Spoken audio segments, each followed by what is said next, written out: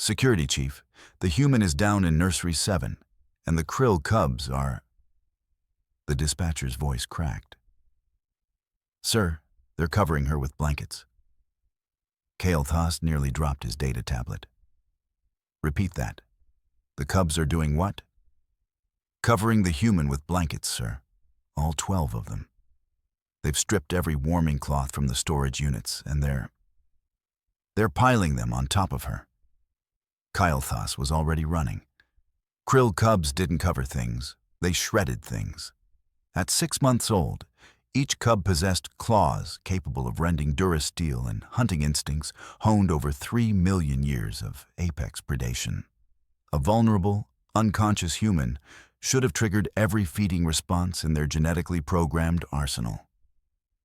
He hit the nursery door at full speed, emergency override screaming. The scene inside stopped him cold. 12 krill cubs, each the size of a Terran wolf, covered in midnight blue scales, with rows of serrated teeth visible even with mouths closed, moved in perfect coordination around the sleep chair in the corner. They weren't attacking. They weren't even growling. They were tucking. The smallest cub, barely 3 feet long, dragged a thermal blanket twice his size across the floor, his tail wrapped around the fabric for better grip. 2 larger cubs positioned it carefully over the sleeping human's legs, smoothing out wrinkles with their clawed feet. Another cub stood on the chair's arm, draping what appeared to be someone's jacket over her shoulders. What in the name of the ancients?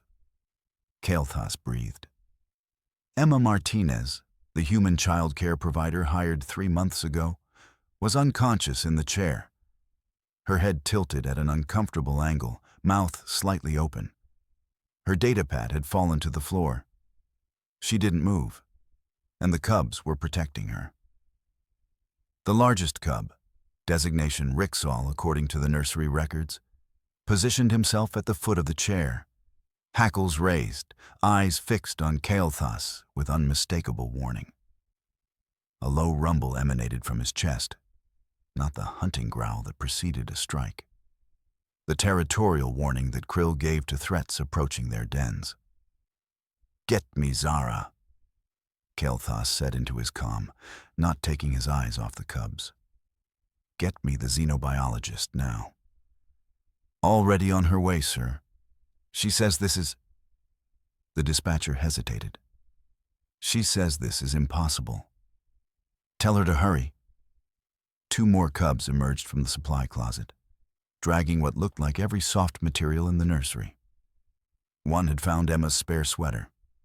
Another carried a child-sized pillow in his jaws with absurd gentleness. They added these to the growing nest around the human.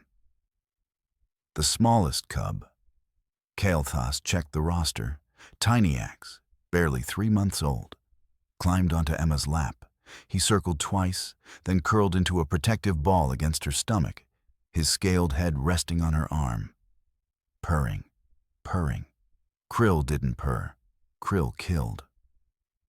"Sir, should we extract the human?" One of his security team asked from behind him. "No one moves," Kael'thas said sharply. "Not until Zara gets here and explains how a species that's been banned from childcare facilities for 2 centuries is currently tucking in their caregiver," his lieutenant offered weakly. On the chair, Emma let out a small snore. Tinyax adjusted his position, pressing closer. 3 other cubs immediately moved to reinforce the blanket layers, as if her sound indicated she was cold. The door hissed open. Zara rushed in, her sensor array already active, 4 eyes wide with disbelief. "I'm reading the same biosigns as you," Kael'thas said. "Tell me I'm not hallucinating." Zara's mandibles clicked rapidly, her species' sign of acute stress. "You're not. Chief, those cubs are exhibiting pack protection protocols. For an alien, this violates every principle of krill behavioral psychology. They should be eating her." "Yes, I'm aware." not just eating her. At this age, with an unconscious prey animal this size. Zara's voice dropped. They should be teaching the younger cubs to hunt. This should be a feeding lesson. Instead, Rixall had positioned 2 more cubs as sentries. They formed a perimeter around Emma's chair, scales bristling at anyone who came too close. "How long has she been unconscious?" Zara asked. Kael'thas checked the security logs. 18 minutes. Cameras show she sat down after finishing the evening feeding rotation. She's been on shift for... He stopped. 18 hours straight. She took a double because Nursery 4's provider called in sick. She fell asleep from exhaustion, Zara said slowly.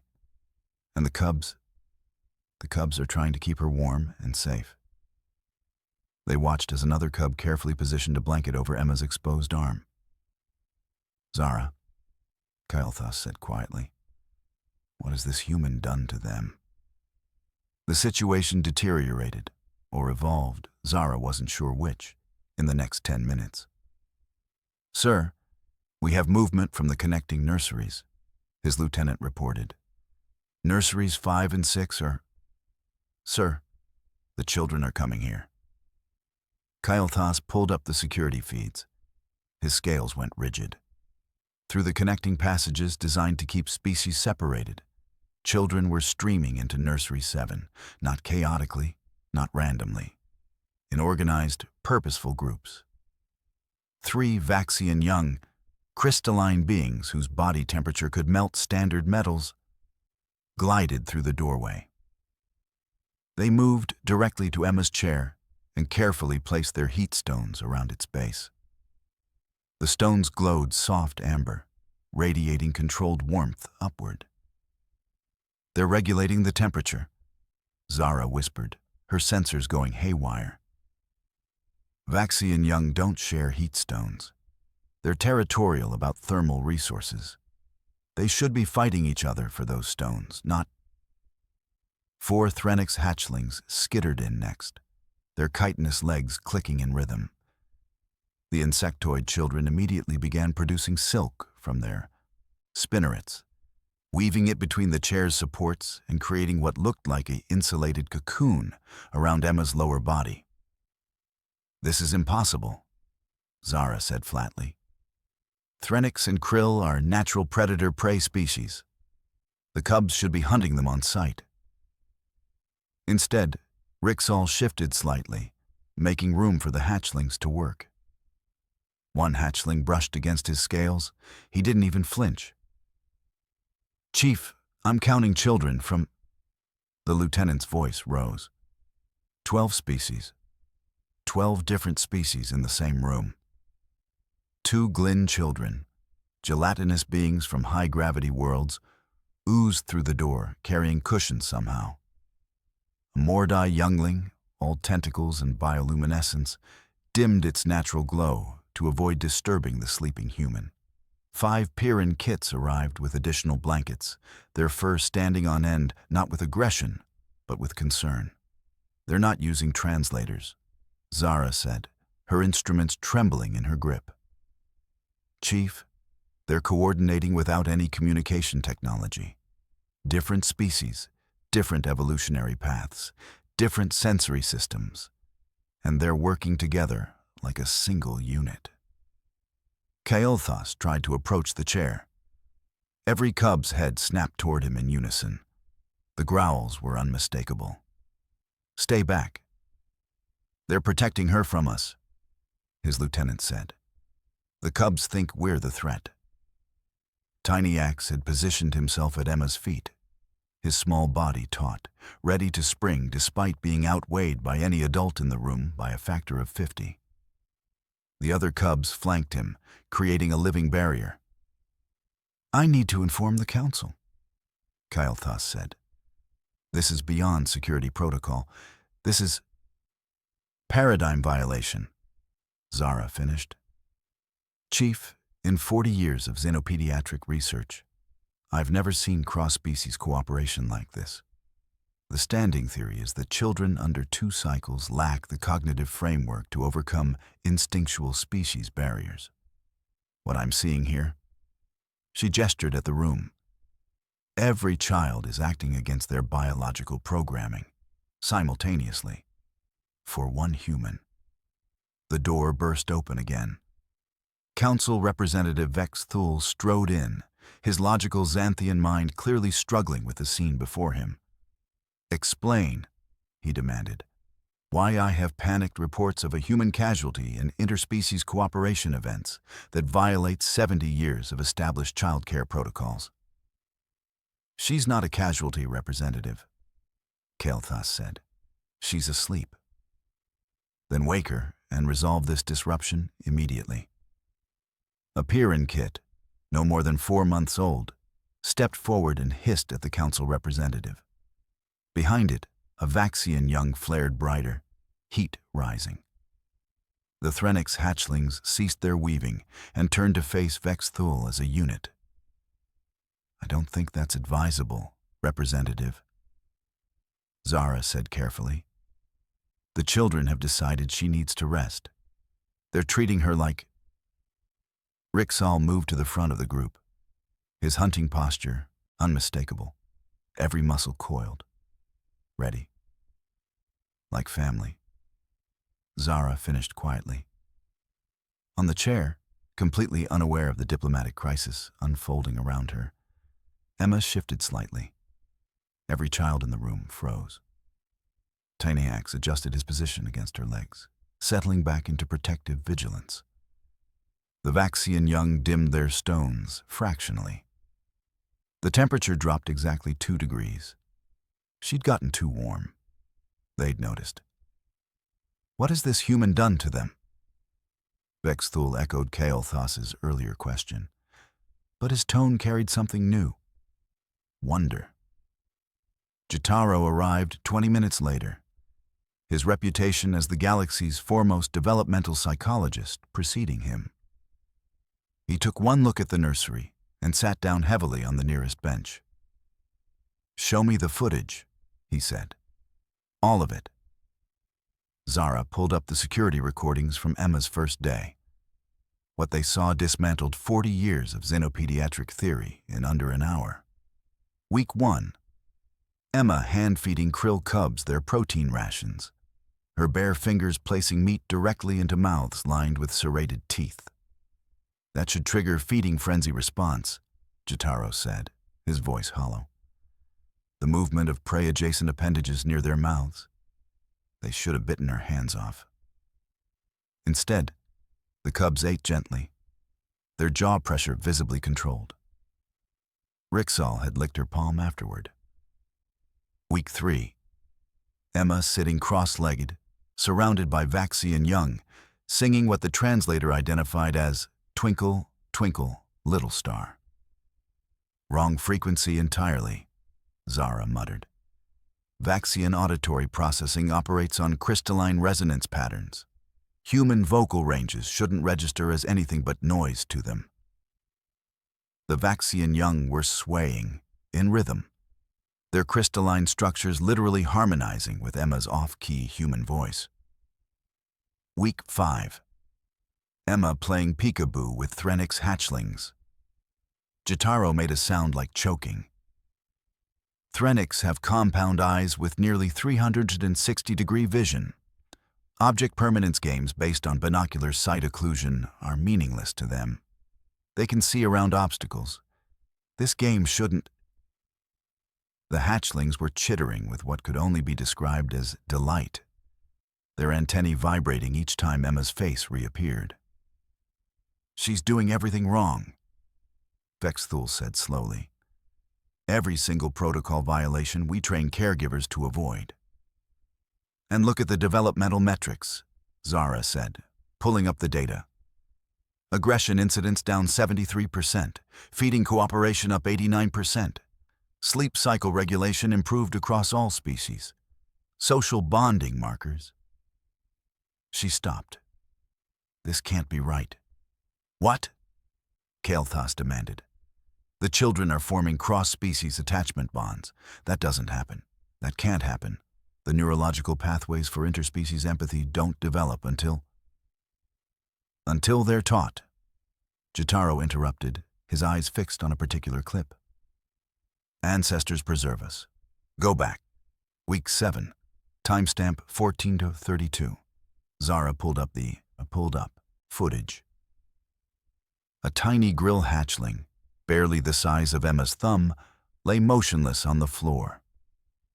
The other children had backed away, instinct driving them from the weak and dying. Emma had scooped up the hatchling, cradled it against her chest, and spent the next 3 hours keeping it warm, feeding it with an eyedropper, singing softly while it recovered from respiratory distress. Every child in the nursery had watched. They learned it from her, Jotaro said, his voice cracking. Not instinct, not biology.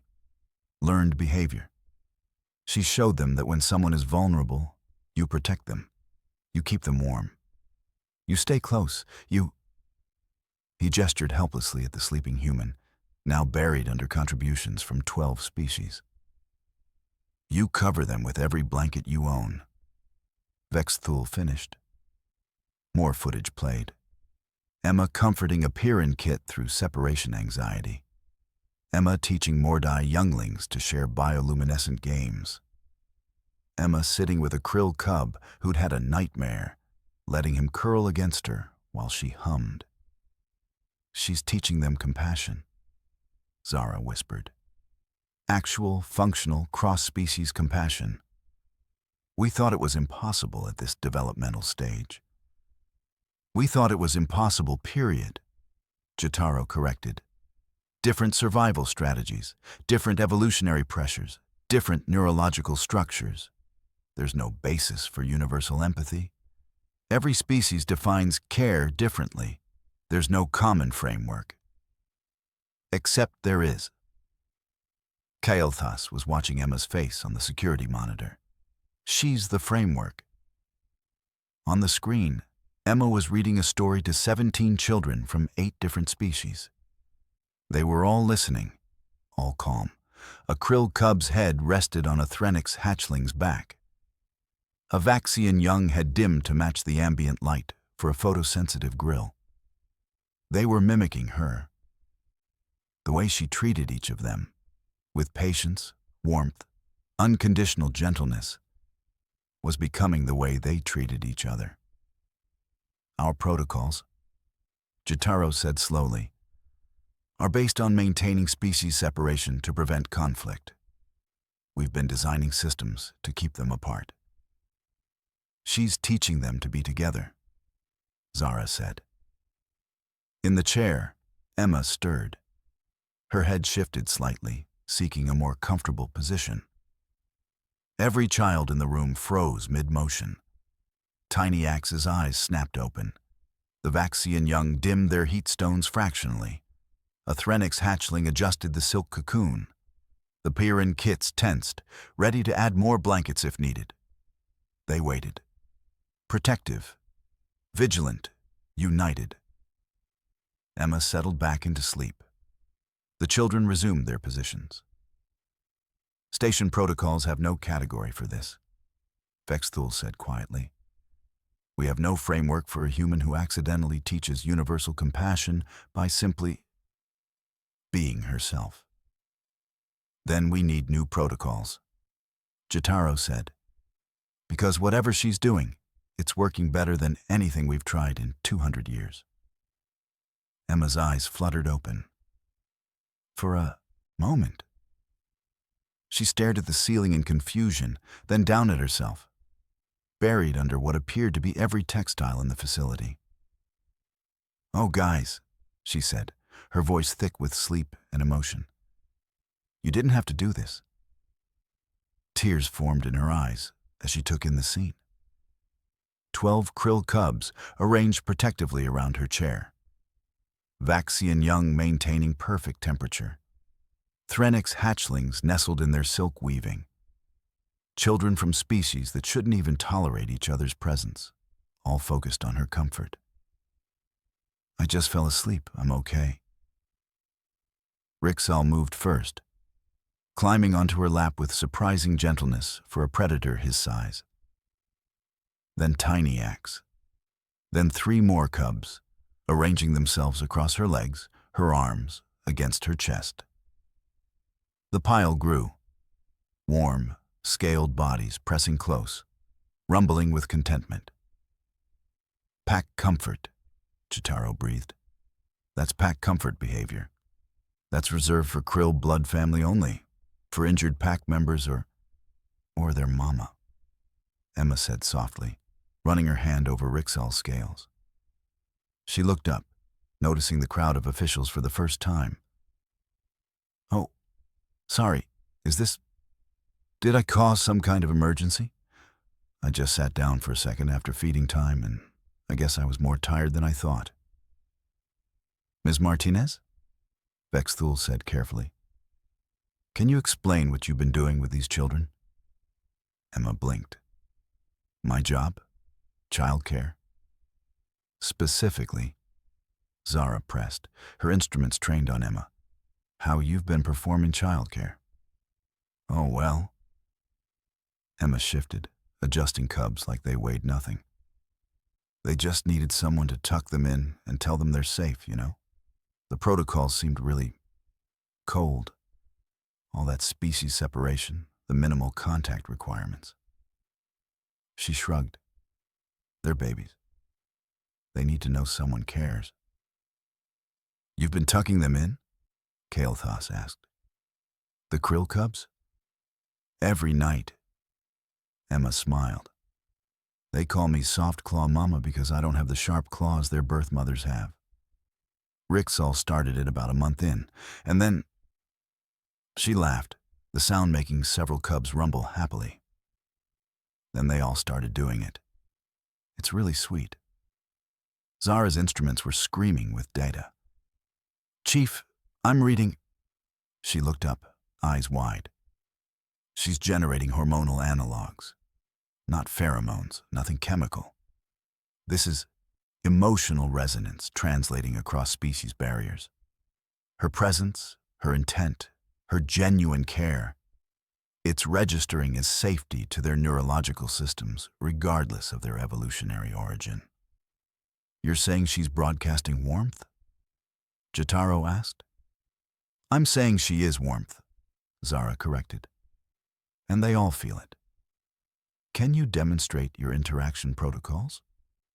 Vexthul asked, his logical mind clearly struggling to process this. Sure. Emma gently moved cubs aside and stood, stretching. She walked to the corner where a larger krill cub, one of the more aggressive ones according to the files, was watching, warily. Hey, Torix, come here, baby. The cub approached slowly, hackles half raised. Emma knelt, opened her arms. It's okay. You're safe. Torix walked into her embrace. Emma wrapped her arms around his scaled body, pressed her cheek to his head, and hummed softly. The cub began to purr. That's impossible, Jotaro said flatly. Krill purring is an autonomic response to parental grooming from birth mothers. It cannot be triggered by someone who loves them. Emma looked up, still holding Torix. You just gotta let them know someone cares, you know? That they matter. That when they're scared or tired or hurt, someone will be there. She smiled. Works pretty much the same across every species I've met. She released Torix, who immediately curled up against her legs. Emma moved through the room, greeting each child by name in their own language or approximation thereof. A touch here, a word there, adjusting a blanket, straightening a heat stone. Every child responded, every species, a universal language of care. Vexthul's hand moved to his face. His fingers came away wet. Representative? Kael'thas said, alarmed. Are you... She's created a family, Vexthul said, his voice unsteady. Xanthians didn't cry. Their logical neurology didn't process emotion that way. Except he was. An actual, functional, Interspecies family unit. These children don't just tolerate each other, they love each other, because she loved them first. Emma returned to her chair, cubs following like a devoted parade. "They're good kids," she said simply. "All of them. They just needed someone to see that." "Miss Martinez," Zara asked, "do you understand what you've done? The implications of—" "I tucked some babies in and made sure they felt safe," Emma said, confused. That's just basic childcare, isn't it?" The officials looked at each other. 40 years of research, 2 centuries of protocols, entire academic careers built on the principle that cross-species empathy at this developmental stage was biologically impossible, and a human child care worker had accidentally solved it by simply caring. "Ms. Martinez," Jotaro said slowly, "how would you feel about teaching others your methods?" Emma brightened. "Oh, that would be great. I've actually been keeping notes because some of the stuff in the official manual seemed really off, and I thought maybe—" Tiny Axe climbed back onto her lap, cutting off her words. She laughed and adjusted him automatically. Muscle memory from 3 months of constant cub management. "Yeah, buddy," she said softly, scratching behind his scales. "I see you. You're safe." He purred, and 17 other children from 12 different species moved closer to their soft claw mama. 3 weeks later, the Galactic Child Care Council released their revised protocols. 200 years of doctrine rewritten in its entirety. The new foundation: human warmth theory. The principle that genuine emotional care transcends biological barriers and creates developmental environments conducive to interspecies empathy. Jotaro's official paper was more direct. "We've been doing it wrong. Listen to the humans." Station Harmony 7 received 847 requests for human childcare workers within the first day. Emma's personnel file became the most downloaded document in council history. Her methods, the tucking in, the hand feeding, the songs in wrong frequencies that somehow worked, were now being taught to caretakers across 40 species. The security footage of cubs covering their sleeping mama went viral. It appeared on news feeds from the core worlds to the outer rim. Philosophers debated it. Artists created murals of it.